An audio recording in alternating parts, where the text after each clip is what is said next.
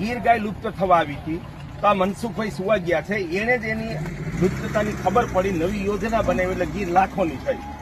પછી મેં કાંકરેજ ઉપર અભિયાન ચલાવ્યું. કાંકરેજ ગાયનું દૂધ ગીર કરતાંય ઝાઝું છે, એના આંચળ ખરાબ નથી થતા, વધારે તડકો સહન કરી શકે, વધારે ઠંડી સહન કરી શકે, ગમે એટલી ચાલીને દૂધ આપી શકે.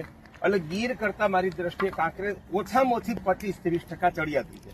તો ગીર તમે કાંકરેજમાં ગીરનો નંદી રાખશો તો આ ગૌવંશ નાશ થઈ જશે, તમને મહાપાપ લાગશે. આ કાકા નહીં રાખવાનો. આજથી તમને ગાયના સોગંદ છે. કાકાને કીધું પાંજરાપુર પૂરી આવો, કાકા હે ને કોઈ વાત સમજતા જ નહીં. જો ગીર તમારી પાસે છે તો ગીરનો નંદી રાખો, કાંકરેજ છે તો કાંકરેજ નો રાખો.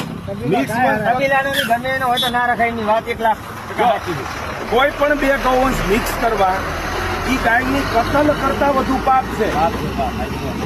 અને પણ કોણ સમજાવે? નહીં ફરીને કહું, આ ભાઈ ખેડૂતોય કરે છે, સાધુઓય કરે છે. ભગવાને નોખા નોખા ગૌવંશ બનાવ્યા, તો પોતાના પ્રદેશમાં પોતાના ગૌવંશનું પાલન જ ગૌ સેવા છે, ગૌ રક્ષા છે. બીજી ના પડાય. સૌરાષ્ટ્રમાં કાંકરેજ નો પડાય, અહીંયા ગીર નો પડાય. અહીંયા જેટલા લાવ્યા છે એની પાગલ છે, ગૌ સેવક કોઈ છે જ નહીં. સાધુ લાવ્યા હોય તો પાગલ છે. અને બે વંશ મિક્સ કરવા પાંજરાપોળ થઈ જશે તમારી ગાયું. આ દેવના અવતાર જેવી કાંકરેજ છે, અને ઈ ગાયની કતલ કરતા મોટું પાપ છે. ઈ આ ગીર ગાયની ક્રાંતિ